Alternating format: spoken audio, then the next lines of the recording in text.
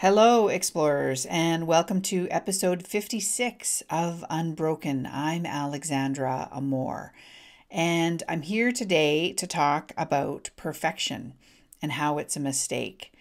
Before I jump into that, I wanted to mention, in case you didn't hear me last week, that I've put together a page of information about a community I'm starting called the Unbroken community. And you can join up for the wait list for that community at alexandraamor.com/community. I want to find out if there's interest in this sort of thing. So there's a whole bunch of information on that page that I just mentioned about what the community will look like, what, the group coaching calls that we'll have, the pricing, and all the other details about what's involved, whether it's a good fit for you. There's information there about that, and whether it isn't. I think it's always really important in these situations to make it clear what the offering is, and one of the ways to do that is to make it clear that this might not be a good fit for you if. So you'll see a little list of bullet points about that as well. So lots of information there. Check it out. alexandraamor.com/community if you're interested in connecting with me, connecting with others who are wanting to resolve unwanted habits like overeating, but it could be any kind of unwanted habit as well, because they all, as I said last week, they all have the same root cause. So yeah, check that out.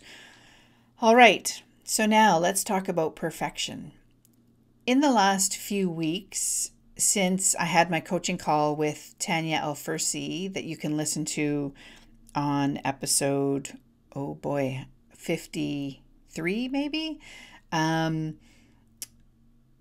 As I said a couple of weeks ago, my eating habits have been way better, and I'm so grateful for that. And I'm really happy with it feels like I turned a corner.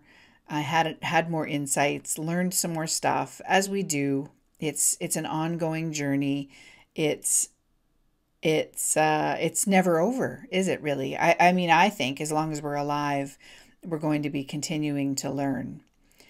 So since that corner that I turned, I've noticed some thinking that I'm comfortable with about perfection, about holding myself to a standard when it comes to eating that feels a little bit perfectionist, that feels a little bit like holding an elastic really tight, that feeling.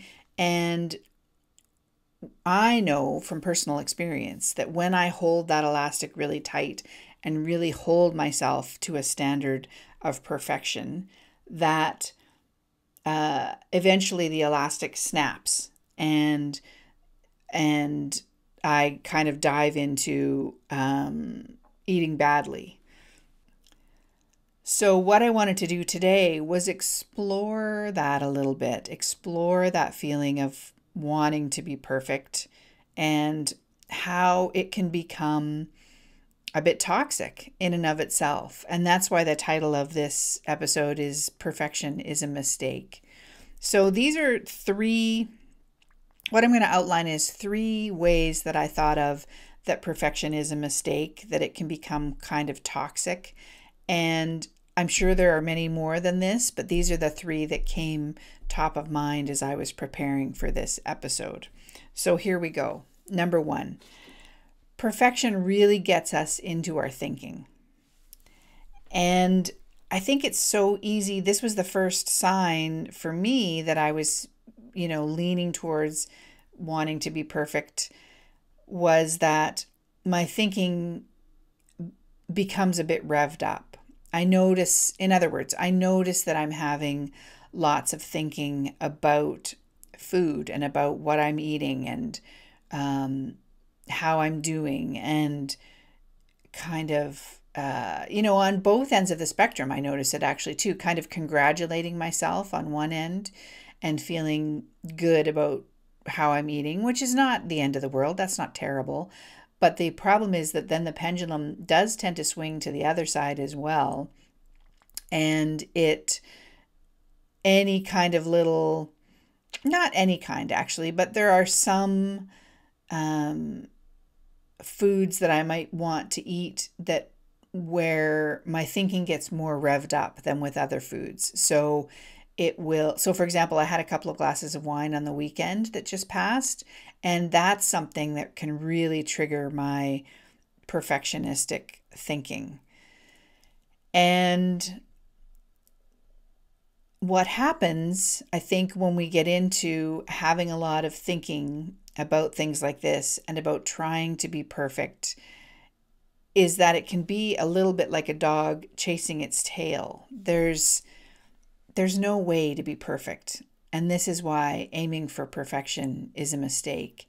And if we feel, or maybe I should say, if our thinking believes that we should be perfect, that we are obligated to be perfect all the time about whatever the issue is, in this case it's food, then that can become its own kind of problem. And it can contribute to or add itself to all the other thinking that we have about these kinds of issues. Now, I do want to do a little sidebar here and say that as someone who's had this unwanted overeating habit for 30 years and has tried so hard to fix it prior to finding the 3 principles with self-help and willpower and rules and all that thing, I just notice, and maybe you are too, I'm just inclined to have a lot of thinking about food. I can observe friends when we're out for dinner or when I'm in situations where I'm eating with other people. And maybe it's not true. I can't tell what other people are thinking, but it often seems like other people who have not had an overeating habit have a lot less thinking about food.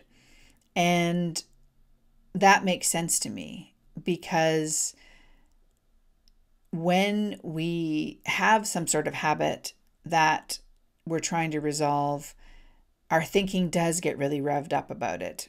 And of course, in previous episodes, I've talked about the pressure cooker and how the habit is a solution to all that thinking that's going on.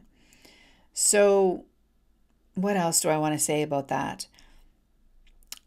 I guess the main point is just that holding ourselves to a standard of perfection when it comes to an unwanted habit, and this is what diets really encourage us to do, right? You're either on the wagon or off the wagon. And I think that's kind of a toxic way to look at things. So what I'm realizing lately is that I'm living my life, I'm doing the very best I can, and adding a whole bunch of thinking to myself, to my world, to my life about being perfect and having the perfect diet and eating perfectly all the time is going to end up creating more problems than it solves. So that's the first way that perfection is a mistake.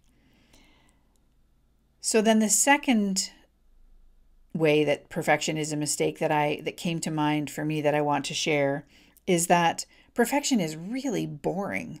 When you meet somebody who seems perfectly perfect and has it all together, I really can't think of anything more boring. It's the messiness of life that's really interesting, right? We don't like it a lot of the time, but that's where we really connect with our fellow human beings. And perhaps even more importantly, that's where we learn. I really fell on my face at the end of 2023 and 2024 with falling back into some overeating habits that I didn't like. And that whole time, while it was frustrating and confounding and I was not feeling great about myself, it created suffering for sure, and I've mentioned that before.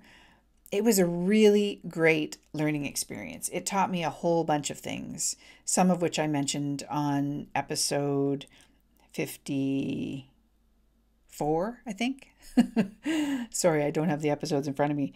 Um, yeah, it was a really good learning experience. I learned so many things, and I'm I think I may have said this in one of the episodes. When things get tough, that's when we learn. So if we were perfect all the time, and I know that's our natural inclination, and we do want things to be resolved. And if we were perfect all the time, we wouldn't learn a thing. We wouldn't have any of the experiences that lead to insight and that lead to learning and that help us to connect and have empathy for others who might be going through a similar situation. So that's the flip side of perfection. The messy, sticky, untidy part of life is really full of lessons and beauty and connection. And so that's why I think being perfect is boring, and it's not necessarily something we need to aim for at all. And then the third reason I think that perfection is a mistake is that it's unkind. We are, and this connects back to the previous point, we are messy human beings fumbling our way through life, divine beings, as that quote from Sydney Banks says that I talk about in the episode with Tanya and then the follow-up episode. We are divine beings walking through this world trying to find ourselves. And that's a messy, unpredictable journey. And while we're doing that, life is throwing us curveballs all the time. And we're just stumbling forward, trying to do our best. In that circumstance of being a spiritual being, having this very dense human experience, it seems to me it's really unkind to expect perfection from that human being, from that experience. And it's interesting because we don't expect it of anyone else, do we? But we really do expect it of ourselves, which is such a shame.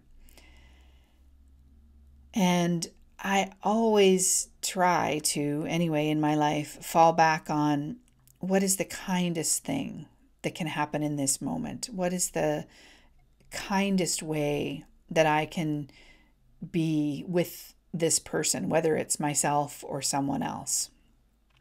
So I think, yeah, I think that's about all I have to say about kindness and perfection.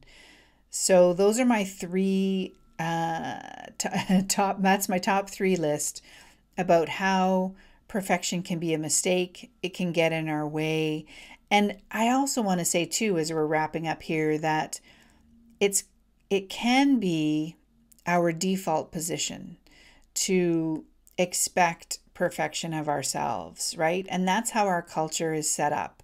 We're graded in school. We are assessed for our performance at work. We, especially in that whole Instagram of it all, we see other people's perfectly curated lives and expect that for ourselves. And our life, of course, doesn't look like that. You know, the toilet has flooded and the dishes aren't done and the dog is just thrown up on the carpet or whatever it is. And I think there's just such an expectation and we have this disease of comparisonitis, comparing our insides to other people's outsides. And that can get really toxic and add to the problem of unwanted habits.